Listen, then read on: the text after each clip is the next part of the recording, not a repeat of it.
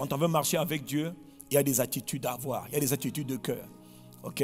Dieu n'est pas intéressé par tes vêtements, par les beaux cheveux que tu as ou que tu n'as pas. D'ailleurs, moi, je n'ai pas. Non, ce n'est pas un problème. Dieu n'est pas intéressé par ça. Le premier centre d'intérêt pour Dieu, quand il vient vivre en toi, c'est ton cœur. Ok? C'est ton âme, Dieu. Quand je parle de la marche avec Dieu, je parle de la marche avec qui? L'Esprit de Dieu qui est Dieu en toi. Je ne parle pas d'un Dieu qui est dans le ciel, qui va venir marcher avec toi. Il a déjà quitté le ciel, il est venu vivre en toi par son esprit. Donc, le Saint-Esprit, c'est Dieu en chacun des enfants de Dieu. Pas des démons, mais Dieu en chacun des enfants de Dieu. Bien sûr, quand il va vivre dans ton esprit, il sait que tu as encore des problèmes. Il sait que tu es totalement sale, tu es souillé. C'est pour ça qu'il vient constamment. Parce qu'il sait que tu ne peux pas t'en sortir sans lui. Il sait qu'il vient. Et quand il vient, laisse-moi contrôler ta vie. Laisse-moi conduire ta vie. Laisse-moi changer ton cœur. Et je ferai de toi un homme, une femme extraordinaire. Un homme, une femme d'impact. Il sait, il sait. Voilà que Jésus a dit, personne, sans moi, vous ne pouvez, tu ne peux rien faire sans lui, rien. Donc, un des secrets avec l'esprit, c'est de compter sur lui pour tout. Pour marcher avec Dieu, il faut marcher avec un cœur qui lui est agréable. Il faut marcher en communion avec Dieu. Et marcher en communion avec Dieu, il y a des attitudes qui empêchent un homme de marcher avec Dieu. Et le problème numéro 1 de Dieu, c'est quoi? C'est le péché. Et on a vu que Dieu nous a dit clairement que la main de Dieu n'est pas trop courte pour sauver, que l'oreille de Dieu n'est pas trop dure pour entendre, mais le problème de Dieu, ce sont les péchés des hommes. Et le péché vient justement du cœur de l'homme.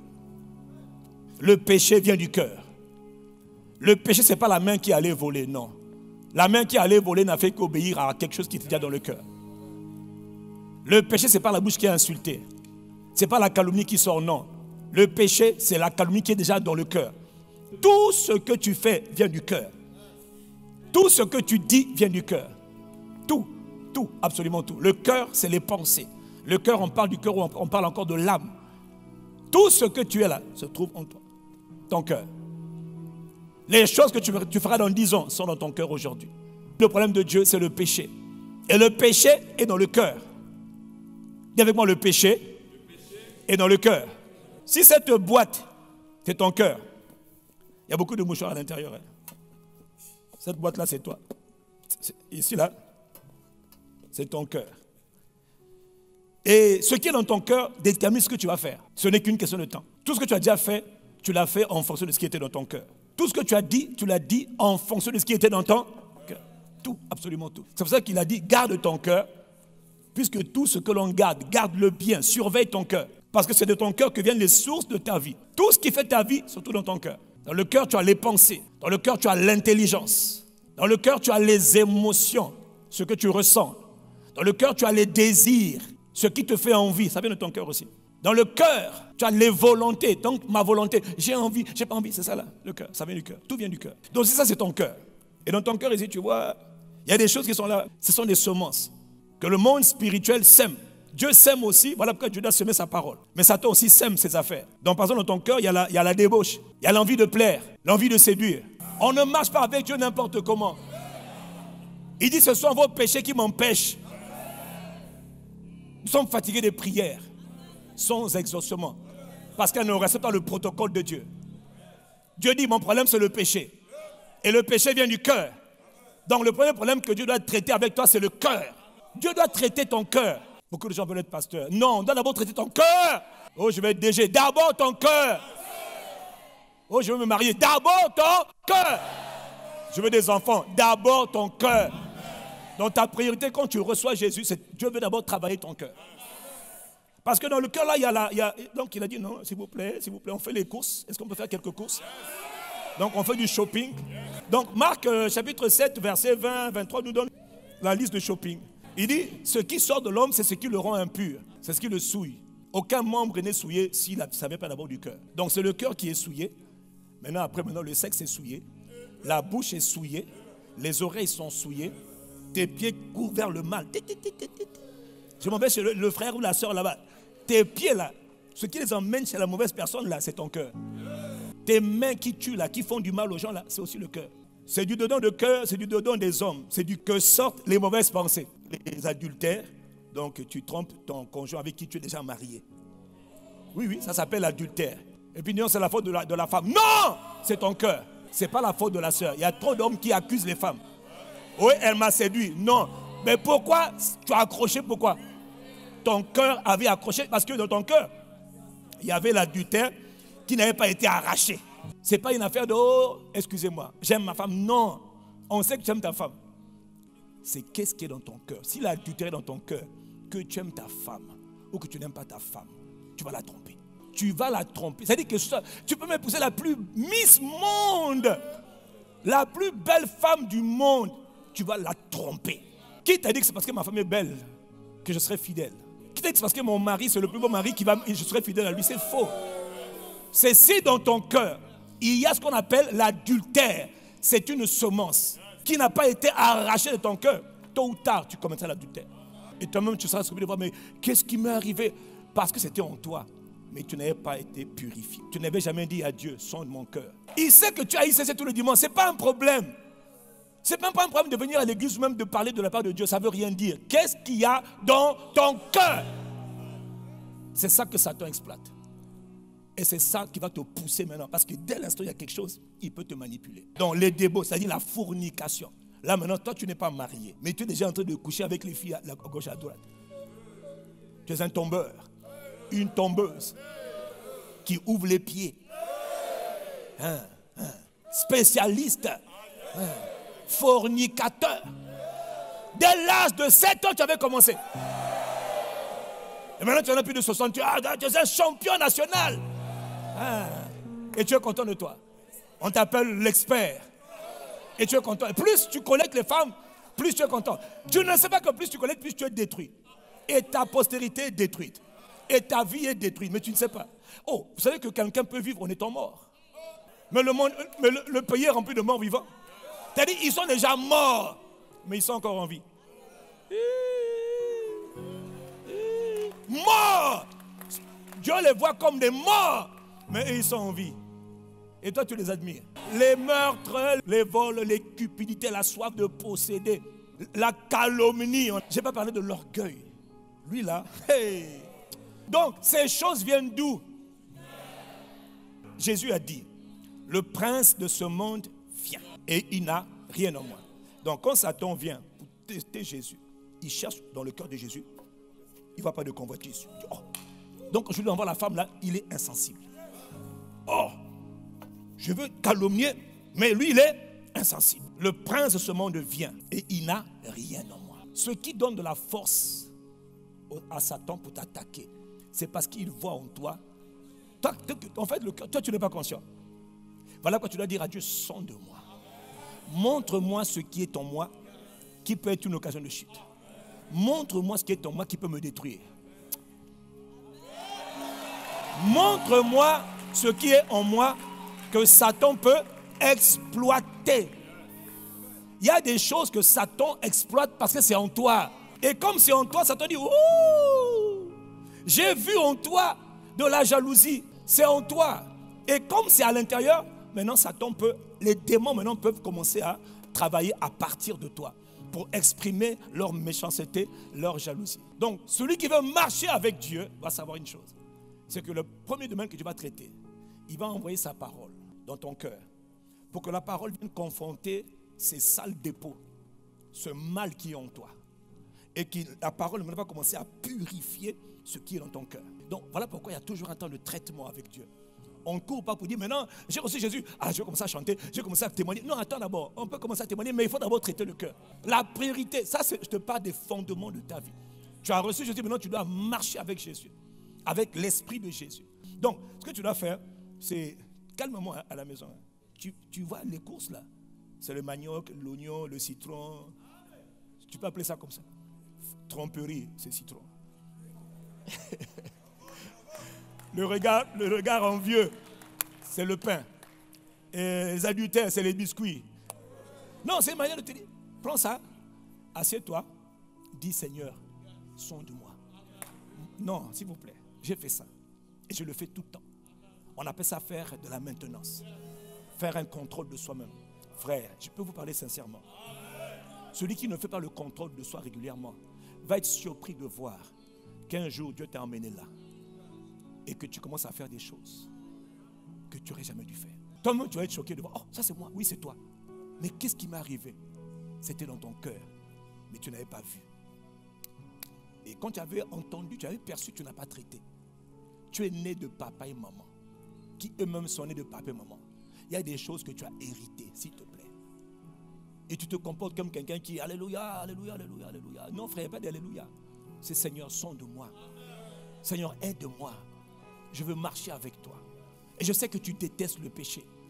Alors tout ce qui est péché, là, c'est ce que je viens de te montrer là. Il faut arrêter de, ouais, je vais prêcher. Vous les jeunes là, nous, il n'y a pas que les jeunes. Là, je ne parle pas aux jeunes, je parle aux jeunes, aux enfants, aux vieux. Là, tout le monde veut frimer. Nous sommes dans un temps difficile parce que tout le monde fait semblant. On a l'église là. Non, il faut arrêter. Il faut qu'on arrête, il faut qu'on vienne devant Dieu. C'est lui qui nous a créés. Tu nous as fait, nous sommes ton peuple et le troupeau de ton pâturage. Nous sommes tes enfants. Nous voulons toi. Parce que toi, tu sondes les cœurs. Et mon cœur est mauvais. Moi, je dis toujours, je rends toujours témoignage publiquement, comment à l'époque, je me rappelle, j'avais découvert une autre version de moi que je ne connaissais pas. C'est-à-dire, mon cœur s'était gonflé. J'ai rien compris. Juste une réalisation. Mais je vous le dis pour rendre gloire à Dieu. J'ai découvert une version de moi qui m'a fait peur. Moi, je n'ai déjà parlé de ça. J'étais effrayé. Mais un orgueil bizarre que je ne savais pas d'où ça venait. Je ne me connaissais pas comme ça, non. Je ne suis pas humble. Mais ça, là, c'était trop. Et quand je dis toujours à Dieu, Seigneur, sonde-moi, un jour, Seigneur m'a dit, ce que tu fais là, c'est pourquoi? C'est pour qui? Je ne vous dis pas, c'est trop long à expliquer. Les amis, j'ai pleuré devant Dieu. J'ai dit, Seigneur, je demande humblement pardon. Parce que ce que je fais là, ce n'est pas moi. Je suis devenu ce que je ne m'attendais pas. Je suis allé crier à Dieu. J'ai dit, Seigneur, aide-moi. Pardonne-moi, j'ai péché. Dans mon orgueil, j'ai péché. Pardonne-moi. 2, Seigneur, change mon cœur. Purifie mon cœur. Il y a le caca, tout là, enlève-le. Permettez-moi, je préfère dire des mots crus, parce que quand on dit les sels, ils ne comprennent pas c'est quoi les sels. Là où il y a les matières fécales, qu'on appelle les sels, ou qu'on appelle le caca. Excusez-moi, je sais que je suis en ligne, mais c'est pour vous édifier. Dis-moi, quand il y a matière fécale quelque part, qu'est-ce qui vient? Pourquoi les mouches viennent? Hein? L'odeur, la présence et puis l'odeur. Comme quand des fois tu peux enlever les matières fécales, mais il manque l'odeur. Oui ou non? Les démons sont attirés. Les mouches sont comparées à quoi dans la Bible? Belzébuth, c'est qui? Le prince, c'est qui? Le seigneur des... Est-ce que tu sais que les mouches sont des esprits? Belzébuth, c'est le seigneur des mouches. Les mouches sont des esprits. Les esprits viennent là où il y a l'impureté. Toutes les fois que dans ton cœur, il y a l'adultère, il y a les mauvaises pensées, il y a la calomnie, il y a le mensonge. Toutes les fois que dans ton cœur, il y a le vol. Toutes les fois que dans ton cœur, il y a la cupidité. Tu attires dans ton cœur les mouches, les démons viennent parce qu'ils voient ces choses dans ton cœur. Et comme ton cœur n'a pas été purifié, ils viennent. Tu as beau dire, au nom de Jésus, je chasse, je chasse, je chasse. Tu chasses. Ça t'arrive de chasser des mouches. Et qu'est-ce qu'ils font? Tu chasses les mouches. Pourquoi ils reviennent? L'odeur. Tant qu'il y a la chose en toi, les démons vont toujours s'intéresser à toi. Le jour où tu veux, non, parce qu'après on fait des délivrances, guérison, ça ne marche pas. Parce que le problème, ce n'est pas les démons. Les problèmes, c'est ton cœur. Les démons trouvent de la place en toi. Les démons t'oppressent parce qu'ils voient, attends, dans ton cœur, il y a l'adultère, il y a l'impureté, il y a les calomnies, il y a les mensonges, il y a la cupidité, la soif de posséder. On a vu. Il y a les méchancetés, il y a les mauvaises pensées. Les démons ne cessent de venir. Et toi, tu ne cesses de les chasser. Alors, au nom de Jésus, ils partent. Mais ils reviennent. Parce qu'en toi, il y a toujours l'impureté. Tant que tu n'as pas dit à Dieu, purifie mon cœur. Donne-moi un cœur pur. Purifie mon cœur de la débauche. Et que tu attends qu'il le fasse bien. Parce que des fois, la quantité de débauche, ça dure depuis 20 ans. Ça peut te prendre même parfois une semaine.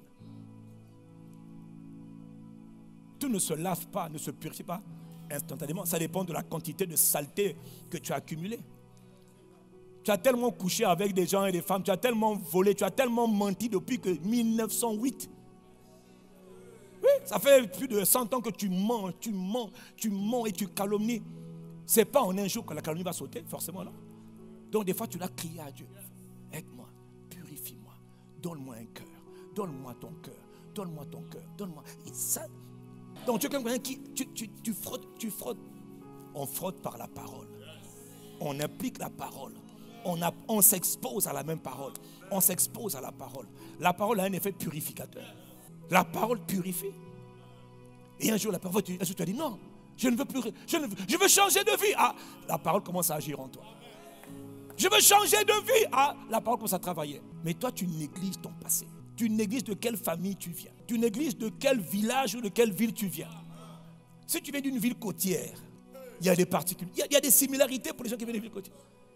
Si tu viens d'un endroit où il y a beaucoup de forêts, il y a aussi des esprits qui travaillent dedans. Tu négliges d'où tu viens. Tu négliges toi-même ton passé. Et tu es à ce moment-là, au nom de Jésus, frère, il faut arrêter. Je vais te demander de la dimension, on marche avec Dieu. Par la grâce de Dieu, on travaille d'abord son propre cœur. Et quand je constate que dans ces choses qu'on appelle ces dispositions-là, ces attitudes, quelque chose ne plaît pas à Dieu, alors je vais crier à Dieu pour que Dieu me pardonne, c'est en moi, et que Dieu me purifie, et que Dieu me donne un cœur qui lui est agréable. Proverbe 6, verset 16. Il y a 6 choses que l'Éternel déteste, et même 7 qu'il a en horreur. Ok, la liste s'il vous plaît, le shopping. Les yeux hautains, l'orgueil. C'est-à-dire toi qui regardes les gens d'en haut là, l'orgueil. C'est une manifestation de l'orgueil. Marque ça au bic rouge. Dieu est. Et toi, c'est dans ton cœur. Et tu ne cries pas à Dieu pour que ça sorte de toi. Pour que Dieu te purifie. D'abord qu'il te pardonne et qu'il te purifie. La bonne nouvelle, c'est que tout peut être purifié. Par le sang de Christ, par la parole que tu reçois, Dieu peut tout purifier. 2. La langue menteuse. Toi, tu mens comme tu respires depuis 1855. Et ça ne te dérange pas. Ça ne te choque pas. Ça ne t'attriste pas. Ça ne te scandalise pas. Mais sache une chose, Dieu est. Et Dieu doit purifier ça si tu veux marcher avec le Saint-Esprit. J'ai découvert que même les pasteurs mentent. Et ça ne te dérange pas. Les mains qui répandent le sang, donc assassin. Tu arraches la vie de quelqu'un d'autre. Tu arraches la vie de quelqu'un d'autre. Dieu déteste les mains qui répandent le sang. Innocent. Le cœur qui médite des projets, donc un mauvais cœur. Tu es en train de penser du mal des gens. Pendant qu'il y en a qui m'écoutent là. Tu as un danger pour toi-même. Il est en train de penser comment je vais détruire, comment je vais faire mal, comment je vais voler la femme de l'autre là-bas. Comment je vais prendre son mari. Ah non, je dois prendre son travail, je dois voler le travail. Ah, le travail là, je l'aime bien ce boulot-là. J'aime bien ce boulot-là, j'aime bien cette position-là, j'aime bien ce poste-là. Mais ce n'est pas le tien. Ah non, mais je l'aime, je dois prendre ce poste. C'est-à-dire le cœur qui médite des projets méchants. Est-ce que tu médites ça, c'est pour le mal de quelqu'un d'autre? Et toi, tu as ça dans ton cœur et tu ne traites pas ça. Ensuite, les pieds qui se hâtent de courir au mal. Donc toi qui vas de lieu en lieu pour colporter le mal, manifester la méchanceté. D'abord les mains, maintenant les pieds. Les baladeurs, là, ceux qui vont de maison en maison, là, ou d'église en église, ou de pays en pays. Et puis il dit, le faux témoin, ah lui là, il a des problèmes avec moi. C'est le calomniateur, celui qui invente des histoires à dormir debout. On en connaît beaucoup au Congo, non?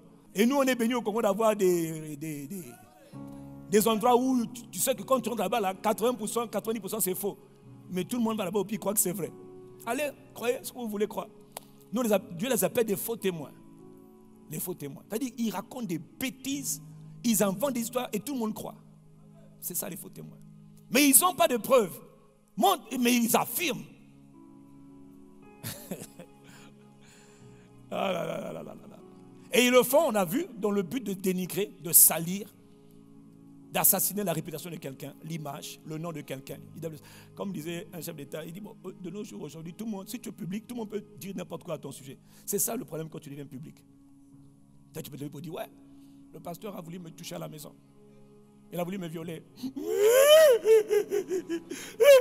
Le faux témoin qui dit des mensonges. Ça, tu vois ça, tu dois marquer ça. Tu regardes en toi-même, tu dis, Seigneur, accorde-moi la grâce. Si ces choses se trouvent dans mon âme, et je peux te dire qu'elles sont, chez moi, chez toi, il y a des choses comme ça là. Moi qui parle, t'inquiète pas, moi-même je fais mon scanner. Je fais ma radiologie. Il dit, aïe, ça il faut. La différence entre toi et moi, c'est que moi je travaille. Je fais mon examen constamment. Sonde-moi. Et je me tiens devant Dieu. Je dis pas, donne-moi l'argent. Donne-moi le mariage, je racle, donne-moi les dons spirituels. Je dis non. Je dis, Seigneur, aide-moi. Mon cœur a besoin de guérison. Mon cœur a besoin de réparation. Je suis endommagé. Quand je vous dis, et puis il y en a qui disent, ah, mais tu exagères, je n'exagère pas. Je sais d'où je viens. Il y a 31 ans, Dieu m'a pris. Et je sais ce que Dieu a fait en moi. Pour moi, c'est un miracle. Ce que Dieu a fait dans ma vie, c'est un miracle. 31 ans et des tentations, tu n'as pas idée. Mais Dieu n'a pas permis que je cède à la moindre tentation. Dieu m'a même fait grâce de fuir devant les tentations. Comment est-ce possible? Un de mes secrets, je vais vous dire un de mes secrets, c'est que je crie à Dieu. Je crie à Dieu. Je me rappelle au début de mon mariage, je criais à Dieu. Je disais toujours à Dieu, Seigneur, rends-moi insensible à la femme étrangère. Rends-moi insensible. C'est-à-dire anesthésie-moi. Parce que quand tu es anesthésié et qu'on te pique, tu ne sens rien. Tu es insensible. Toi, tu es trop sensible. Donc du coup, quand tes yeux voient, tu es sensible. Moi, j'ai crié à Dieu pour dire, Père, rends-moi insensible. Pas parce que je suis marié, parce que je veux plaire à Dieu. Rends-moi insensible. Et les femmes ont des problèmes, et les hommes ont des problèmes, et les jeunes ont des problèmes, tout le monde a des problèmes. Tout le monde a des problèmes. Et les problèmes viennent d'où? Du cœur. Personne ne prend à cœur de crier à Dieu pour son cœur. Moi, je disais, fais-moi haïr la femme étrangère.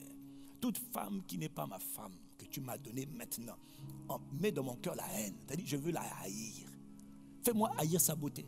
Rends-moi insensible à la beauté. Parce qu'il y a des femmes qui sont belles, frère. Ouais. Si tu dis c'est faux, tu mens. Il y a des femmes, quand tu les vois, elles ne te laissent pas indifférent. Il y a des hommes aussi, quand les femmes les voient, elles ne sont pas indifférentes. Ce qui va t'aider, c'est quand tu es anesthésié. C'est-à-dire, tu es comme mort. Il est beau, elle est belle, mais toi, tu es mort. Tu ne sens rien. Même quand on dit, oh, tu dis non, je ne sens rien. Que Dieu t'accorde cette grâce. Oh, faut être anesthésié. Couche avec moi, non. Je ne suis pas belle, je ne sais pas. Les amis, je vous donne les secrets. Tu veux marcher avec Dieu? C'est comme ça qu'on se préserve. Le mariage n'est pas garanti, n'est pas signe de préservation. Ce qui préserve, c'est le cœur. Tu as crié à Dieu, Dieu a purifié ton cœur et Dieu a anesthésié ton âme. Tu es anesthésié. Je dis encore, Seigneur, anesthésie-moi devant toute femme qui n'est pas la mienne. Et vous les jeunes, vous devez dire, Seigneur, anesthésie-moi. Que tu sois marié ou pas, ferme mon cœur. Ferme mon cœur.